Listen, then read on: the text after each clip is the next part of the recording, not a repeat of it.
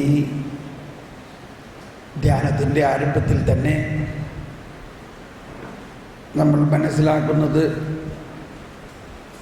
പാട്ടുകടലാസ് തന്നെ കിട്ടുമ്പോൾ ഒരു അതിശയോക്തിയാണ്. ഇതൊന്നും സാധാരണ നമ്മൾ കേൾക്കാത്ത പാട്ടുകളാണല്ലോ. കേട്ടിട്ടുണ്ടല്ലേ? സങ്കീർത്തനങ്ങളെല്ലാം നമ്മൾ പ്രാർത്ഥിക്കുന്നതാണ്. അപ്പോൾ ഈ ധ്യാനത്തിൻ്റെ ഒരു പ്രത്യേകത സങ്കീർത്തനങ്ങളായിരിക്കും നമ്മുടെ പ്രധാനപ്പെട്ട ഗാനങ്ങൾ. പിന്നെ ഇടയ്ക്ക് നമ്മൾ ആത്മാവ്, പരിശുദ്ധാത്മാവ്, വിശുദ്ധീകരണ ഗാനങ്ങൾ, പിന്നെ പൊതുവായിട്ടുള്ള ഗാനങ്ങൾ ഇടയ്ക്കെല്ലാം പാടിയേക്കാം.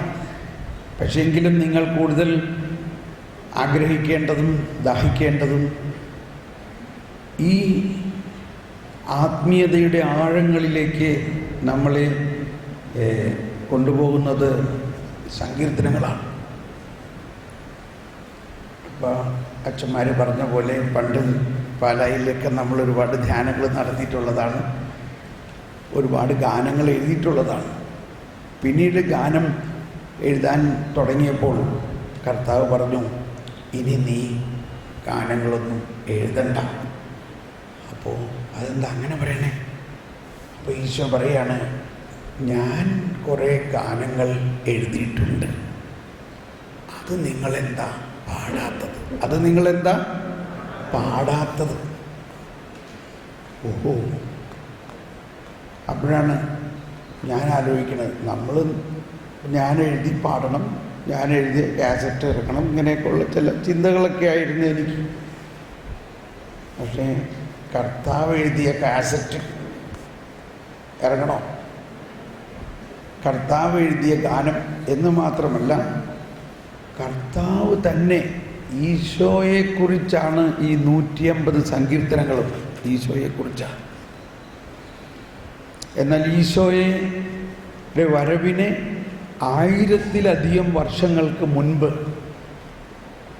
പരിശുദ്ധാത്മാവ് ഈ വരാനിരിക്കുന്ന രക്ഷയെക്കുറിച്ചും വരാനിരിക്കുന്ന ദൈവരാജ്യത്തെക്കുറിച്ചും നൽകിയ വിസ്മയനീയമായ ആത്മീയ പ്രവചന ഗീതങ്ങളാണ് സങ്കീർത്തനങ്ങളെല്ലാം. വാസ്തവത്തിൽ ഇന്നെനിക്ക് പറയാം, ദൈവം ഈ സങ്കീർത്തനങ്ങളില്ലായിരുന്നുവെങ്കിൽ നമ്മുടെ ക്രിസ്തീയ ജീവിതം എത്ര ശുഷ്കിച്ചതായിരുന്നേനെ. തീർച്ചയായിട്ടും എല്ലാ സിസ്റ്റേഴ്സും എല്ലാ ദിവസവും ഈ സങ്കീർത്തനങ്ങൾ പാടിയാണല്ലോ അച്ഛന്മാരും എല്ലാം പ്രാർത്ഥിക്കുന്നത്. നമ്മൾ അൽമായരും അങ്ങനെയൊക്കെ തന്നെ വേണം. പക്ഷെ നമ്മൾ ആ ലെവലിലേക്ക് ഇപ്പോൾ വരുന്നേ ഉള്ളൂ.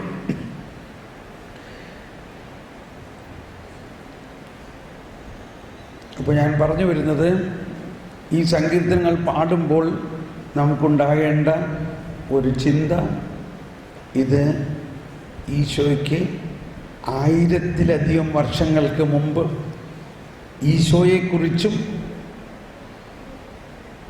ഈശോയിലൂടെ സംസ്ഥാപിതമാകാൻ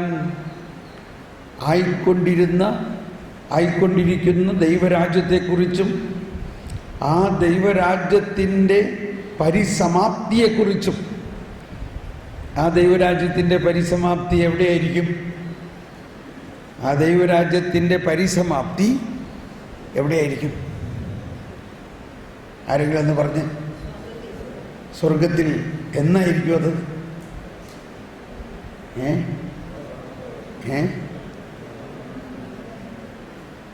ചിതറിയൊരു ഇസ്രായേൽ ജനതയെ നാഥൻ വീണ്ടും ചേർക്കുന്നു.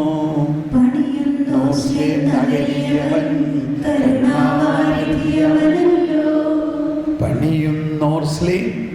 എന്താണ് പുതിയ ഒരു ഓർസ്ലേം എന്ന് പറഞ്ഞാൽ? പുതിയ ജെറൂസലേം എന്ന് പറഞ്ഞാൽ പുതിയ ആകാശവും പുതിയ ഭൂമിയും. ആ വരാനിരിക്കുന്ന പുതിയ ആകാശവും പുതിയ ഭൂമിയെക്കുറിച്ച് സങ്കീർത്തനങ്ങളിലും ഏശയ്യായുടെ പ്രവചനങ്ങളിലും വെളിപാട് ഗ്രന്ഥങ്ങളിലും എല്ലാം എഴുതിയിരിക്കുന്നു, ഇല്ലേ? പ്രീതി കലർന്ന യുഗാന്ത്യത്തിൽ നഗരത്തിൽ വലം.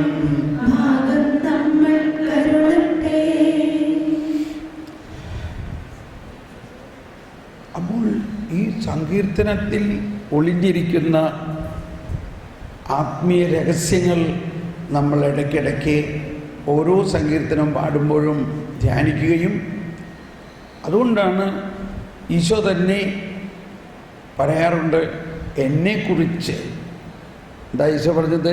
എന്നെക്കുറിച്ച് സങ്കീർത്തനങ്ങളിലും മോശയുടെ പുസ്തകങ്ങളിലും പ്രവാചക ഗ്രന്ഥങ്ങളിലും എഴുതിയിട്ടുള്ളത് പൂർത്തിയാകട്ടെ. അപ്പോൾ ഈ സങ്കീർത്തനങ്ങളിൽ മുഴുവനും യേശു നിറഞ്ഞു നിൽക്കുന്നു എന്നുള്ളൊരു ബോധ്യമുണ്ടാകണം. ഈ സങ്കീർത്തനമാണ് നമ്മളിൽ പ്രാർത്ഥനയുടെ ഒരു പുതിയ താളം തരുന്നത്, ഒരു പുതിയ താളം. പ്രാർത്ഥന, ഞാനിത് പറയുമ്പോൾ എന്നോട് ക്ഷമിക്കണം, ഞാനും 10-25 വർഷമായി സുവിശേഷ വേല ചെയ്യുന്നു. എന്നാൽ ഈ കഴിഞ്ഞ 4-5 വർഷത്തിലാണ് ഒരുപാട് പുതിയ ഉൾക്കാഴ്ചകൾ കർത്താവ് എനിക്ക് ഇങ്ങനെ നൽകി. അതിൻ്റെ പ്രധാന ആരംഭം ഈ സങ്കീർത്തനങ്ങൾ ഹൃദയത്തിൽ അങ്ങ് ലയിച്ചപ്പോൾ, പിന്നെ നമ്മുടെ ജീവിതം, നമ്മുടെ പ്രാർത്ഥന, നമ്മുടെ ഹൃദയത്തിലിരുന്ന് ഈശോ പ്രാർത്ഥിക്കുന്നു, നമ്മുടെ ഹൃദയത്തിലിരുന്ന് പരിശുദ്ധാത്മാവ് പ്രാർത്ഥിക്കുന്നു. ഞാനങ്ങനെ അവരുടെ പ്രാർത്ഥനയുടെ ആ താളത്തിൽ, ആ ലയനത്തിൽ, ആ സമുദ്രത്തിൻ്റെ മുകളിൽ ഒരു മരക്കഷ്ണം പോലെ ആ ഓളം എന്നെ തള്ളി തള്ളി തള്ളി എവിടെയോ ഒക്കെ കൊണ്ടുപോകുന്നു. അതാണ് മറ്റൊരു സങ്കീർത്തനത്തിൽ പാടുന്നത്. സങ്കീർത്തനം 42, അത് ഈ കടലാസിലില്ല, 42. അതിൽ ഇതുപോലെ ദാഹം തന്നെയാണ് പറയുന്നത്, ദാഹത്തെക്കുറിച്ചാണ് പറയുന്നത്. ദാഹിക്കുന്ന മാൻവേടയെ പോലെ നമ്മുടെ ആത്മാവ് ദൈവത്തിന് വേണ്ടി ദാഹിക്കുന്നു, ദാഹജലത്തിന് വേണ്ടി ദാഹിക്കുന്നു. അതിൽ 8-ാമത്തെ വചനത്തിൽ പറയുകയാണ്,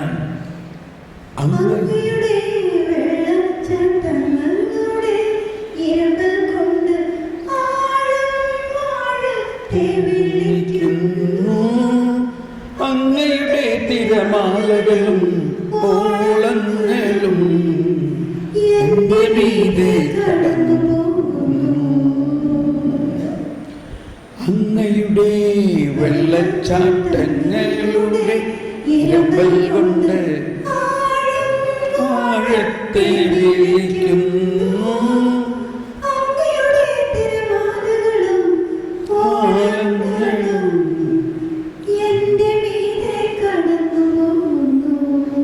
അങ്ങയുടെ വെള്ളച്ചാട്ടം. ദൈവത്തിൻ്റെ അനുഗ്രഹം, ദൈവത്തിൻ്റെ കരുണ, ദൈവത്തിൻ്റെ കൃപ, ദൈവം നൽകുന്ന സഹായം തുള്ളി തുള്ളിയായിട്ടല്ല, വെള്ളച്ചാട്ടം പോലെയാണ്. ഇതിൻ്റെ ഓഡിയോ ലെവൽ കൂട്ട്. വെള്ളച്ചാട്ടം പോലെയാണ്, വെള്ളച്ചാട്ടം പോലെ.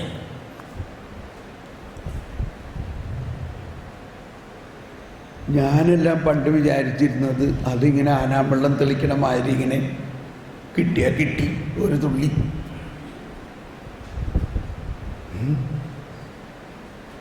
പക്ഷേ ദൈവത്തിന് തുള്ളി തുള്ളിയായിട്ടോ പകുതിയായിട്ടോ തരാൻ പറ്റില്ല.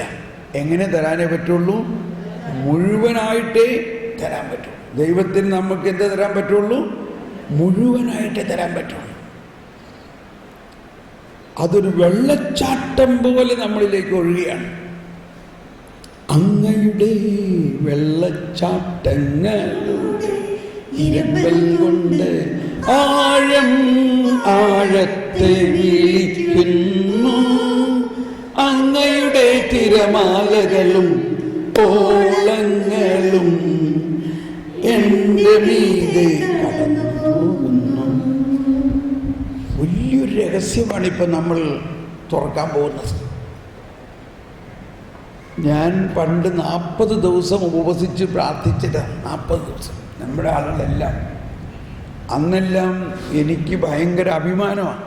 ഞാൻ പറഞ്ഞ് നിങ്ങൾ കേട്ട് കഴിഞ്ഞാൽ 40 ദിവസം ഉപവസിച്ച് പ്രാർത്ഥിച്ചിട്ടുള്ള ആളാണ്.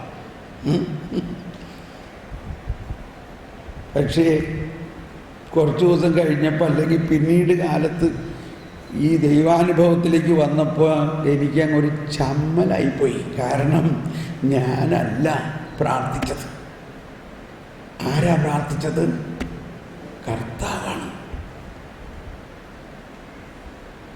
ആ വെള്ളച്ചാട്ടത്തിലെ ആദ്യത്തെ ചാട്ടം, വെള്ളം, അതിനാണ് ഇനിസിയേഷൻ എന്ന് പറയുന്നത്.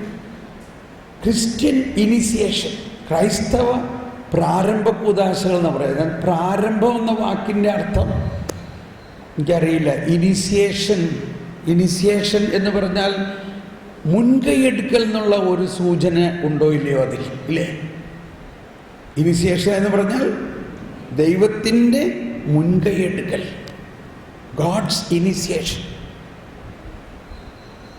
പ്രാർത്ഥന ദൈവത്തിൻ്റെ മുൻകൈയെടുക്കലാണ്. ദൈവത്തിൻ്റെ മുൻകൈയെടുക്കൽ. പ്രാർത്ഥന മനുഷ്യനിൽ നിന്നല്ല ആരംഭിക്കുന്നത്, ദൈവത്തിൽ നിന്നാണ്. ഇത് എൻ്റെ ജീവിതത്തെ പാടെ മാറ്റിമറിച്ച ഒരു തത്വമാണ്. പ്രാർത്ഥന എവിടെ നിന്ന് ഉത്ഭവിക്കുന്നു? ദൈവത്തിൽ നിന്ന് ഉത്ഭവിക്കുന്നു.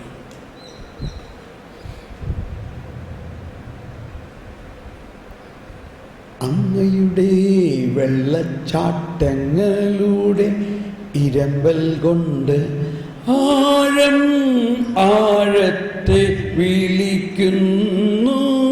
കണ്ടോ, ആദ്യത്തെ ആഴം ദൈവത്തിൻ്റെ മുൻകൈയെടുക്കലിലൂടെ ദൈവാത്മാവ് നമ്മുടെ ആത്മാവിലേക്ക് വെള്ളച്ചാട്ടം പോലെ ഒഴുകി നമ്മുടെ ആത്മാവിൻ്റെ ആഴങ്ങളിലേക്ക് ചെല്ലുമ്പോൾ ആ ആത്മാവിന് ദൈവത്തോട് ആഴമായ ദാഹം ഉണ്ടാകുന്നു. ദൈവത്തിന് വേണ്ടി ആഴമായ ദാഹം ഉണ്ടാകുന്നു. സിസ്റ്റേഴ്സിനെല്ലാം ഇത് എളുപ്പം മനസ്സിലാവും. അവരുടെയൊക്കെ ഫോർമേഷനിൽ പഠിപ്പിച്ചിട്ടുള്ളതാണ്. ആഴം ആഴത്തെ വിളിക്കുക എന്നത് ബൈബിളിലെ വളരെ വലിയ ഒരു ദൈവശാസ്ത്ര രഹസ്യമാണ്. കോണ്ടംപ്ലേഷൻ്റെ, ഈ ഇൻറ്റിമസിയുടെ, ഈ ദൈവീക രഹസ്യങ്ങളുടെ മുഴുവനും കവാടമാണ്.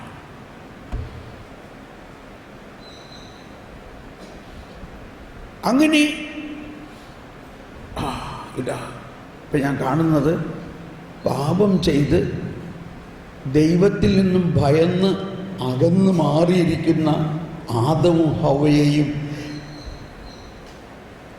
ആരാണ് അവിടെ മുൻകൈ എടുക്കുന്നത്? ആരാ മുൻകൈ എടുക്കുന്നത്? കണ്ടോ?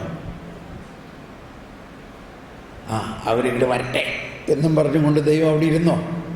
ഇല്ല. അവർ നമ്മുടെ മക്കളല്ലേ, അവർ തെറ്റ് ചെയ്തു എന്ന് വിചാരിച്ചിട്ട് അവർ തള്ളിക്കളയാൻ പറ്റുമോ? മകനെ, നീ എവിടെയാണ്? ആദം.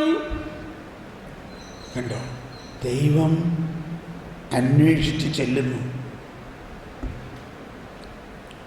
അങ്ങനെയുള്ള ആ ദൈവത്തിൻ്റെ മുൻകൈ എടുക്കലാണ് ബൈബിള് മുഴുവനും, അല്ലെങ്കിൽ ദൈവശാസ്ത്രം മുഴുവനും, അല്ലെങ്കിൽ തത്വം, ദൈവത്തെക്കുറിച്ചും മനുഷ്യനെക്കുറിച്ചുമുള്ള ബന്ധം. ദൈവം മനുഷ്യനെ എന്തിനു സൃഷ്ടിച്ചു എന്ന് പറഞ്ഞ്, ദൈവം നമ്മെ എന്തിനു സൃഷ്ടിച്ചു?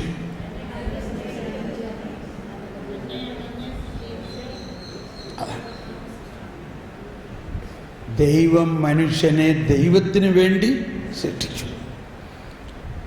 അപ്പോൾ ദൈവത്തിൻ്റെ സൃഷ്ടിയിൽ തന്നെ ദൈവത്തിൻ്റെ ഈ ആഗ്രഹം നമ്മുടെ ഉള്ളിലുണ്ട്. അപ്പോൾ ആ ദൈവത്തിൻ്റെ ദാഹവും കാറ്റഗിസത്തിൽ പ്രാർത്ഥനയെക്കുറിച്ചുള്ള പ്രബോധനത്തിൽ 2560 ഖണ്ഡികയിൽ 2560 ഖണ്ഡികയിൽ ഈ പ്രാർത്ഥനയെക്കുറിച്ചൊരു രഹസ്യം പറഞ്ഞിരിക്കുകയാണ്. അതിങ്ങനെയാണ്: വെള്ളം തേടി നാം എത്തുന്ന കിണറ്റിൻകരയിൽ വെച്ചിട്ടാണ്, അതായത് സമരിയക്കാരിയെ തേടി വന്ന ഈശോ, സമരിയക്കാരി അന്വേഷിച്ചു വന്ന ഈശോ. സമരിയക്കാരി ഈശോയെ അന്വേഷിച്ചിട്ടെന്നോ അതോ ഈശോ സമരിയക്കാരി അന്വേഷിച്ചു വന്നു?